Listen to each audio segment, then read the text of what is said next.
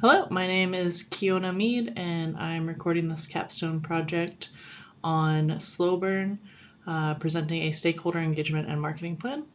Here is my government issued photo ID, and we'll get started.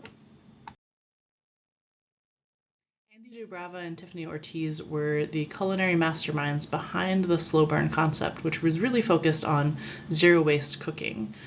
Before they could actually launch their endeavor, though, they spent quite a lot of time perfecting their preservation techniques and making plans for how to upcycle or ensure that they could compost anything that actually was not being consumed by their customers.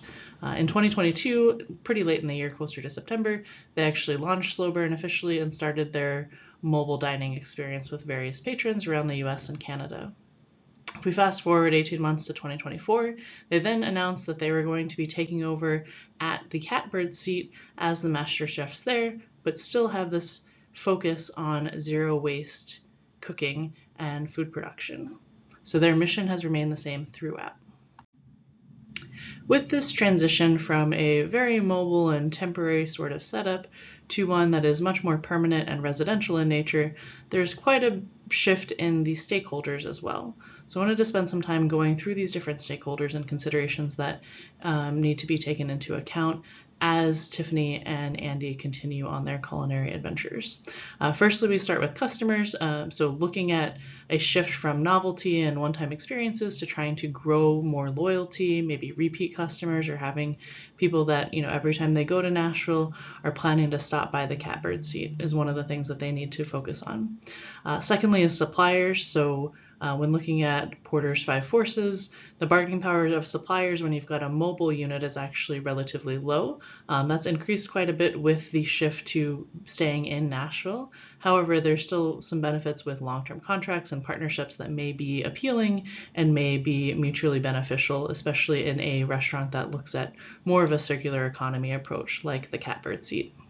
Thirdly, we have government and local community leaders. So instead of temporary permitting and setups, they will now need to focus on making sure that they're ready for any sort of health inspections. Again, focus on the circular economy being something that could be beneficial with the community, especially any sort of local NGOs that may be in Nashville. Fourth, we have the staff. So before they were asking for partners or friends of theirs or their network to help them on more of a temporary or ad hoc basis. Now that they're in an established location, they may have to consider career development and also training and more stability for any of the people that are working with them.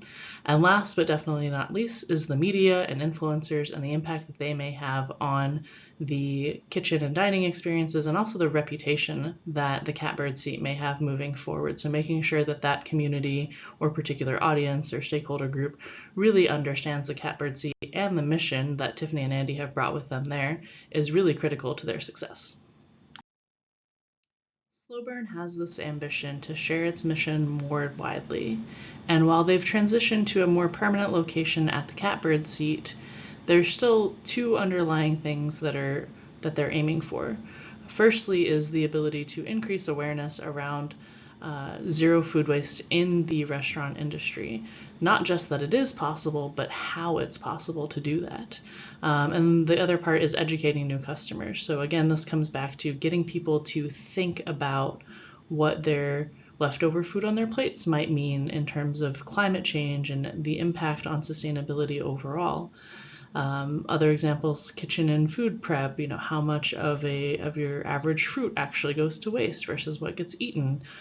Do restaurants compost? And really getting people to start asking some of these questions and increasing the expectation and sort of raising the bar for all of restaurants and workers in the food and beverage industry.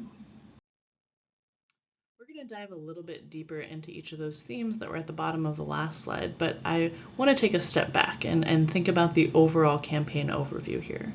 So in this particular message, we want everyone to know that every bite has a story, and that when we waste food, we're wasting not just the food itself, but also the effort, the energy, and the ecosystems behind it.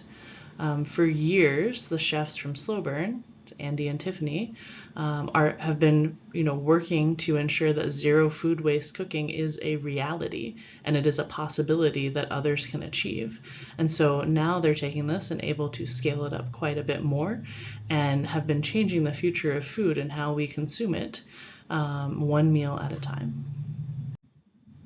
The first theme really focuses on the foundation, the plan, and the results of implementing slow burn back in 2021 and 2022.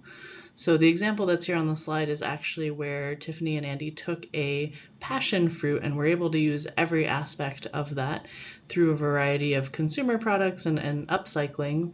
They also recovered quite a lot of juice from the passion fruits, but they didn't even use that right away when they mentioned it on the Instagram post, which was interesting. So they preserved certain aspects of the fruit, used some of it in meals, and then spent quite a bit of it on this exfoliating scrub that's pictured here, as well as looking at making teas and butters and bitters. So again, this is just one small example of how they were able to use every aspect of a particular fruit, which was sustainably sourced from a local nearby farm, and then implement it in the kitchen, but also in some of these other goods that they then sold to their network and made available online for purchase. The second theme is really focused on this transitional aspect of moving from a mobile, always on the road sort of lifestyle and cooking experiences or dining experiences for their customers to something that is more permanent at the catbird seat. And when it's probably around like 600 or so when they were using the mobile unit and driving all over the US and Canada, and probably well over 4,000 now, given the current hours and days of the week that the catbird seat is available and open to the public. They've also got more consistency and predictability, being able to know exactly, what kind of ingredients to get and that you'll have it makes it easier to plan, and but that has the con of, potentially being less creative or less inventive on the flip side. Another pro is staff training, right? So if you're moving all the time, you never know the quality of the staff or the people that you're going to be working with. So being able to kind of train their own people can probably make that a lot easier for them in terms of providing a consistent dining experience to their patrons. Other cons include, overhead costs. So that was one of the things that was really good about the pop-up approach that they were using previously, is that they did not have to pay for buildings. They, did sort of temporary rents of locations and those sorts of approaches to help with keeping their costs really low so that they could maintain a profitable business even while they were on the road. And this picture is from the announcement that Tiffany and Andy made when they were transitioning to the catbird seat, which is pretty exciting for them. The third part of the campaign is really a theme that's focused on the identity and also the differentiation, but really comes back to being able to measure the sustainability impact. So here we've got a very high level mock-up. It's, sample, fictional data that looks at food waste streams for what the catbird seat offers versus what your traditional restaurant may have. In terms of what gets composted, what goes to the landfill, etc. Similarly, being able to map out locally sourced ingredients for meals versus ones that are shipped and have lots of emissions for long haul trucking, etc. associated with them.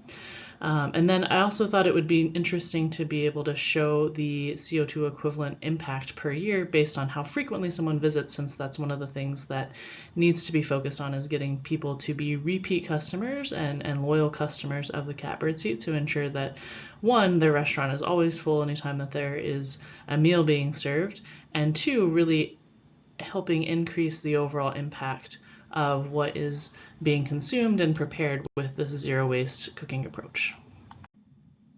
The expected outcomes from implementing this marketing campaign are pretty straightforward. First is, broader education to the general public. Secondly is making sure that the scaled operation creates more impact. And thirdly, setting the gold standard for all restaurants moving forward. When I was doing some of the qualitative interviews during this project, a lot of people didn't believe it was even possible to have zero food waste when cooking or dining out, which was interesting to sort of teach them that was something that was possible. I'd like to wrap up and encourage anyone, if you have any questions, please reach out and contact me. My email address is available on this slide. And here's a list of references used for the pictures that are contained here.